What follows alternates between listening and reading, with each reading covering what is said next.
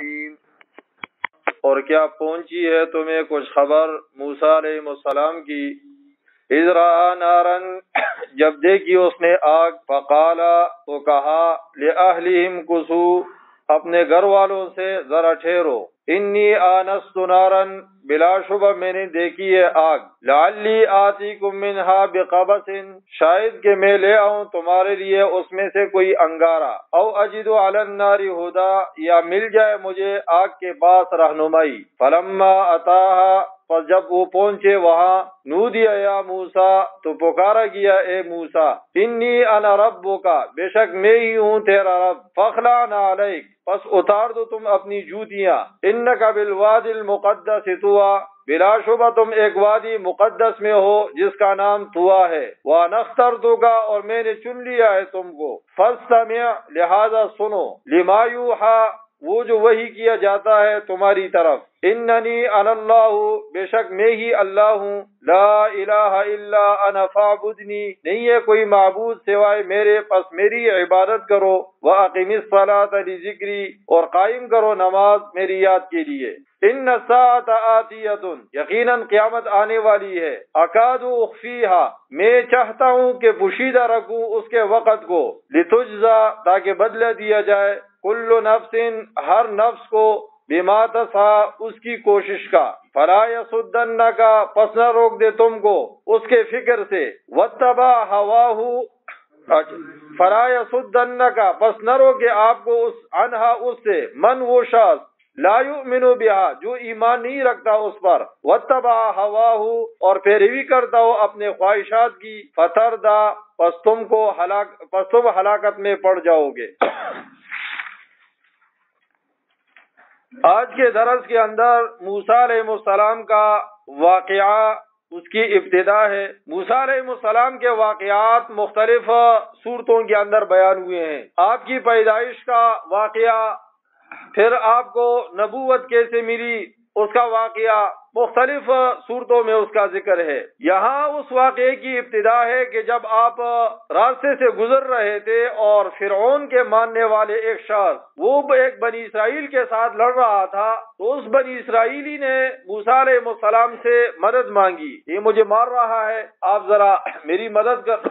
موسیٰ علیہ السلام اس کی طرف بڑھے اور ایک مکہ ان کو مارا، جس سے وہ شخص وہاں پر ختم ہوا۔ اب لوگ کہتے ہیں موسیٰ علیہ السلام نے قتل کیا، انبیاء تو قتل نہیں کرتے۔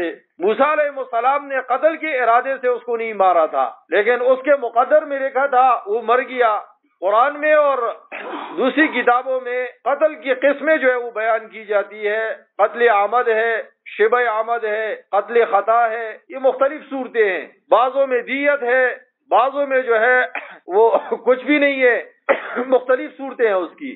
تو موسیٰ علیہ السلام نے جب اس کو مارا تو ایک شخص جو آپ کا خیر خواہ تھا، اس نے کہا فرعون آپ کی پیچھے، آپ کی تلاش میں ہے، آپ یہاں سے نکل جائے۔ موسیٰ علیہ السلام وہاں سے روانہ ہوئے، یہاں تک کہ آپ مدین پہنچے، شعیب علیہ السلام سے ملاقات ہوئی۔ شعیب علیہ السلام کو یہ سارا واقعہ ذکر کیا، آپ نے فرمایا کہ آپ صحیح جگہ پر آئے ہو، اب یہاں بے خوف رہ کر زندگی گزارو، ہمیں خادم کی ضرورت ہے، اگر آپ ہمارے پاس 8 سال یا 10 سال خدمت کرو تو میں اپنی بچی کا نکاح بھی آپ کے ساتھ کروا دیتا ہوں۔ پھر موسیٰ علیہ السلام اس کے لیے تیار ہوئے۔ 10 سال کا عرصہ جب گزارا تو شعیب علیہ السلام کی بچی کو لے کر، اور 7 بکریوں کا ریوڑ بھی تھا، شعیب علیہ السلام سے کہا کہ 10 سال تو گزر گئے یہاں، اب میں دوبارہ مصر جانا چاہتا ہوں، میرا بھائی حضرت ہارون بھی وہاں پر ہے، اور اس کے ساتھ ساتھ میری والدہ ہے، 10 سال کے بعد ان کی ملاقات کے لیے جانا چاہتا ہوں۔ تو سسر تھے، انہوں نے اجازت دے دی، 7 بکریوں کا ایک ریوڑ بھی دیا۔ اس لیے ہماری کتابوں میں آتا ہے کہ سسر کو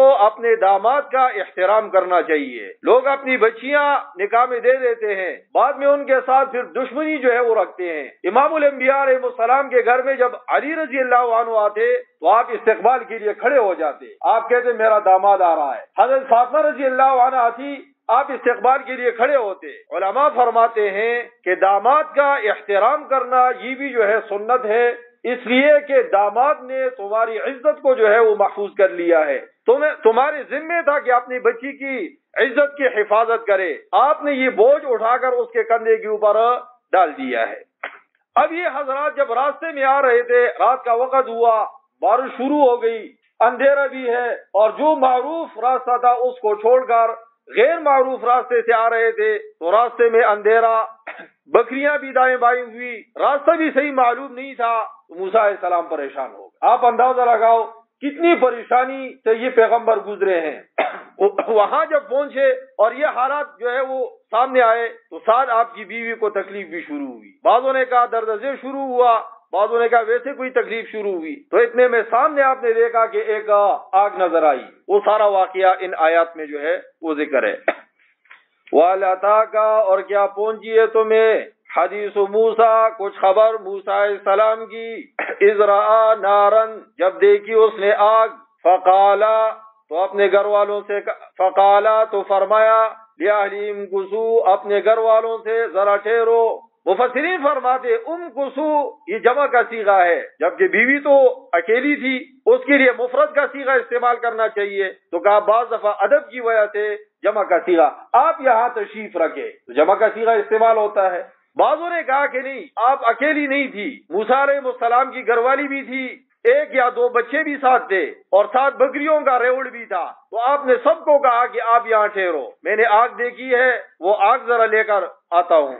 انی آنست نارا، بلا شبہ میں نے دیکھی ہے آگ، لعلی آتیکم منہا بقبس، شاید کہ میں لے آؤں تمہارے لیے اس میں سے کوئی انگارہ، او اجد علی النار ہدی، یا مل جائے مجھے آگ کے پاس رہنمائی۔ آپ یہ سوچ رہے تھے کہ راستے کا بھی پتہ نہیں ہے تو چلو آگ بھی لے آؤں گا، سردی بھی ہے، اور وہاں ظاہر ہے جب آگ جل رہی ہے تو جلانے والا کوئی ہوگا تو اس سے پوچھ لوں گا کہ یہ راستہ کون سا ہے۔ اب موسیٰ علیہ السلام جب وہاں پہنچے دیکھا کہ آگے آگ نہیں ہے، ایک درخت ہے اور اس سے شعلے جو ہے وہ نکل رہے ہیں، تو آپ جب اس درخت کے قریب جاتے ہیں تو وہ درخت اور پیچھے چلا جاتا ہے، اور جب آپ واپس آتے ہیں تو درخت پھر اپنی جگہ پر آتا ہے۔ ساتھ اس آگ میں ایک کمال اور بھی تھی، جو ہی وہ آگ بڑھتی جا رہی تھی تو اس درخت کے پتے جو ہے اور سبز ہوتے جا رہے تھے، جو ہی وہ سبز ہوتے جاتے تو آگ اور جو ہے وہ بڑھ جاتی، تو آپ بڑے حیران ہوئے یہ کیا معاملہ ہے۔ فلما اتاہا، پھر جب وہ پہنچے وہاں، نودیا موسیٰ، تو پکارا گیا اے موسیٰ، اتنے میں آواز بھی آئی اے موسیٰ، تو آپ اور حیرانی میں چلے گئے، تو آپ نے کہا لبیک، میں حاضر ہوں۔ پھر آپ نے فرمایا آپ کے اندر اللہ نے ایسا علم پیدا کیا کہ آپ کا ذہن شیطان یا جنات کی طرف نہیں گیا، یہ کوئی جنات کی آواز ایسا نہیں کیا۔ آپ نے فرمایا اے اللہ، مجھے آپ کی آہٹ بھی محسوس ہو رہی ہے، آواز بھی محسوس ہو رہی ہے، لیکن میں آپ کو دیکھ نہیں سکتا کہ آپ کہاں ہیں۔ تو اللہ نے فرمایا کہ میں تمہارے دائیں بائیں آگے پیچھے، حتیٰ کہ تمہارے شارک سے بھی تمہارے زیادہ قریب ہوں، تمہارے شارک سے بھی زیادہ قریب ہوں۔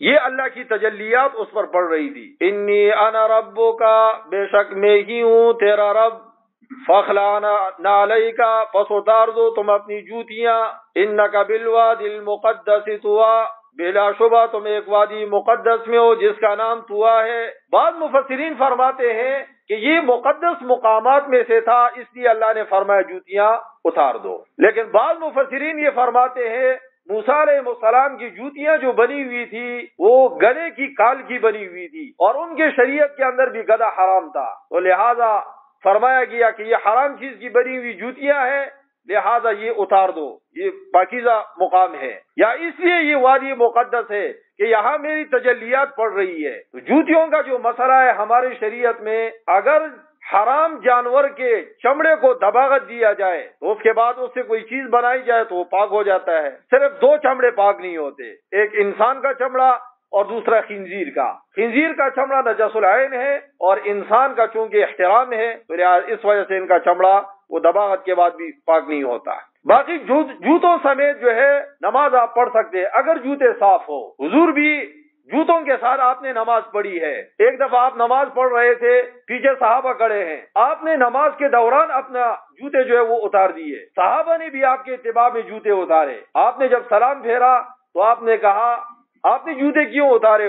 یا رسول اللہ آپ کے اتباع میں ہم نے اتار دیے۔ حضور نے فرمایا میرے پاس جبریل تشریف لائے، اور جبریل علیہ السلام نے فرمایا کہ آپ کے جوتے کی نچلے حصے میں تھوڑی سی جو ہے وہ گندگی لگی ہوئی ہے، اس لیے میں نے اس کو اتار دیا ہے۔ آپ اگر نہ بھی اتارتے تو آپ کی نماز ہو جاتی۔ یہاں مفسرین ایک نقطہ اٹھاتے ہیں کہ دیکھو حضور کو بتایا بھی کہ جوتے کے نیچے گندگی ہے، پھر آپ نے سلام پھیر کر نئے سرے سے نماز نہیں پڑھی بلکہ آپ نے اپنی نماز مکمل کر دی، اس کی کیا وجہ ہے؟ مفسرین فرماتے ہیں وہ نجاست اتنی قلیل مقدار میں تھی کہ اس سے نماز جائز تھی، اس لیے حضور نے نماز برقرار رکھی۔ اگر نجاست زیادہ ہوتی تو حضور جو ہے نماز کو توڑ کر نئے سرے سے نماز شروع کر لیتے۔ عرب کا علاقہ چونکہ ایسا علاقہ ہے کہ وہاں گندگی کا زیادہ احتمال نہیں ہوتا، ہمارے ہاں تو محلے میں گلیوں میں یہ زیادہ ہے، اس لیے فرمایا کہ جوتے اتار کر نماز پڑھا کرو۔ نئی جوتے لیے ہیں تو اسے پڑھ سکتے ہیں۔ وَأَنَا اخْتَرْتُكَ، اور میں نے چن لیا ہے تم کو، فَاسْتَمِعْ لِمَا يُوحَىٰ، لہذا سنو جو وحی کیا جاتا ہے تمہاری طرف۔ اب یہ وہ مقام ہے کہ آپ کو نبوت مل رہی ہے، آپ آگ لینے کے لیے گئے، وہاں یہ منظر دیکھا، اللہ فرماتے اب غور سے ذرا بات سنو، وحی کا نزول آپ پر ابھی ہوگا۔ تو پہلی وحی جب آپ پر اتری تو اس میں 3 باتیں بتائی گئی۔ پہلا سبق توحید کا، اننی انا اللہ، بے شک میں ہی اللہ ہوں، لا الہ، نہیں ہے کوئی معبود، الا انا، سوائے میرے، فاعبدنی، بس میری عبادت کرو۔ توحید کا درس دیا، حضور نے بھی توحید کا درس دیا تھا۔ صفا پہاڑی پر چڑھ کر آپ نے کیا فرمایا؟ قولوا لا الہ الا اللہ تفلحوا، لا الہ الا اللہ پڑھ لو کامیاب۔ ہمارے بعض ساتھی اس کو تفلحون پڑھتے ہیں نون کے ساتھ، یہ نون کے ساتھ درست نہیں ہے، امر جواب امر، یہ عربی کا قاعدہ ہے، لا الہ الا اللہ تفلحوا، یہاں تک جو ہے وہ ختم، نون آخر میں نہیں ہے۔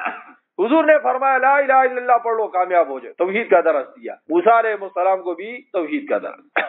واقم الصلاۃ، اور قائم کرو نماز، اس لیے ساتھی کہتے ہیں کہ سب سے بڑا حکم نماز کا ہے، وہی اقیم الصلاۃ، قائم کرو نماز۔ موسیٰ علیہ السلام کو بھی دوسرا حکم ہی دیا گیا، توحید کے بعد پھر کیا کرو؟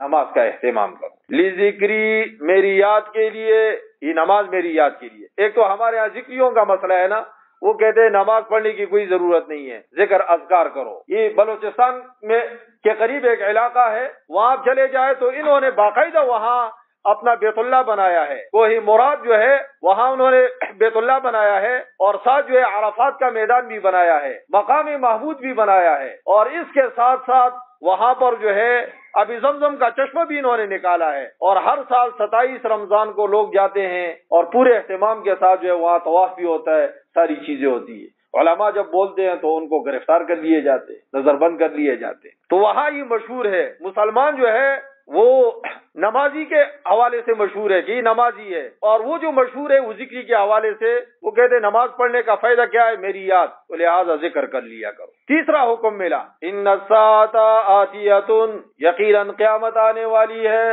قیامت آنے والی۔ اکاد اخفیھا، میں چاہتا ہوں کہ پوشیدہ رکھوں اس کے وقت کو، یعنی قیامت کے بارے میں بتا دیا لیکن کہا وقت نہیں بتاؤں گا۔ اچانک، حدیث میں آتا ہے اچانک آئے گی، لوگ اپنے کام کاج میں لگے ہوئے ہوں گے کہ جو ہے نا قیامت برپا ہو جائے گی۔ اس لیے حضور جب آسمان پر بادل آتے تھے یا کوئی بارش شروع ہوتی، ترک عملہ، حضور اپنا عمل چھوڑ دیتے، جس کام میں لگے ہوئے تھے اس کام کو چھوڑ دیتے، اور بڑے یعنی خوف والی حالت کے اندر آپ اللہ کی طرف متوجہ ہوتے تھے۔ اکاد اخفیھا، میں چاہتا ہوں کہ پوشیدہ رکھوں اس کے وقت کو، لتجزا، تاکہ بدلہ دیا جائے، کل نفس، ہر نفس کو، بما تسعی، اس کی کوشش کا، ہر نفس کو اس کی کوشش کا بدلہ دیا جائے۔ حدیث میں آتا ہے ہر آدمی پسینے میں ڈوبا ہوا ہوگا، اور سورج جو ہے وہ بالکل قریب ہوا ہوگا۔ تو اما عائشہ رضی اللہ عنہ نے کہا یا رسول اللہ یہ تو ننگے ہوں گے، تو حضور نے فرمایا عائشہ معاملہ اتنا سخت ہوگا کہ کسی کو دوسری کی طرف آنکھ اٹھانے کا موقع بھی نہیں ملے گا، ہر آدمی اپنے غم کے اندر ڈوبا ہوا ہوگا۔